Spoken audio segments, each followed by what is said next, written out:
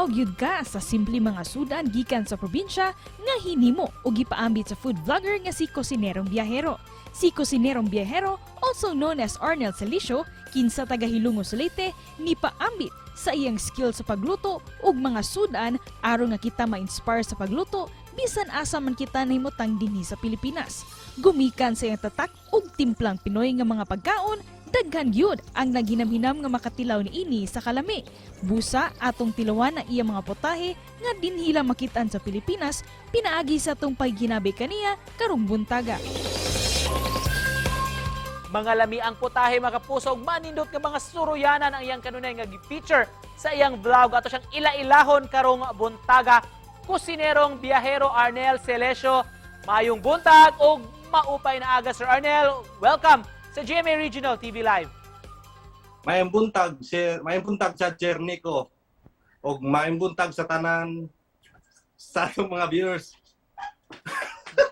Daghang salamat sir. Murag na kulbaan paggamay karong buntaga si Kusinerong Biyahero. Salamat sir for joining us this morning. Mangutan namin anong napilian man nimo Kusinerong Biyahero ang imong screen name. Unsa may istorya ini sir? Kusinerong Biyahero sir kay tungod kay mahilig ko magluto, labi na sa akong pamilya o sa akong mga barkada, labi na pag may okasyon diri sa bahay. Og mahilig po ko travel kay isa po ko nga driver. Ano saan man ka nagsugod ani imong pag-vlog sir o nganong nakanuna man ka nga mag-vlog ingon ani nga konsepto? Mga duha pa lang ka bulan sir kay tungod kay naundang man ko kay nakoy trabaho. Tungod karon kay wala ko'y trabaho. Mao nang nag full time nako og pag-vlog. Kinsa o sa asa man ni inspired ni imong mga vlogs sir? Sa akong asawa kay usama po siya nga vlogger, ang iyang content kanang pang negosyo recipe. Nya mao nang nauna akong lutong probinsya kay para po sa atong mga kababayan nasa abroad, gimingaw na sa ilang yutang natawhan. May background di mo. Sir Arnel, chef jud ka o cook ba ka? O hilig lang yun ka magluto? Kinsam sad ang murag nagtudlo nimo og luto, sir? Na ako'y usa ka barkada sa Maynila, nga usa ka kusinero, unya ang among banding magluto-luto og mga pulutan, mga sudan. Nya iya po kong gitudluan, mo nang nakakuha po ko teknik og diskarte nga pagluto. Sir, unsa man nga pagkaon o putahe ang ma-describe nimo sa imong kaugalingon, Sir Arnel, og ngano man? Siguro lauoy. Lauoy. Ay sama ka nako, simple lang pero malami. Sama pa lang ulam na. Wow. Unsa may among paaboton, unsa may among angayang atangan pa gikan kang Kusinerong Biyahero? Daghan pang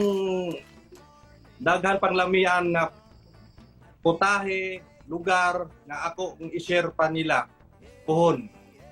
Sir Arnel, isip panapos unsay mensahe nimo sa atong mga viewers ro buntaga?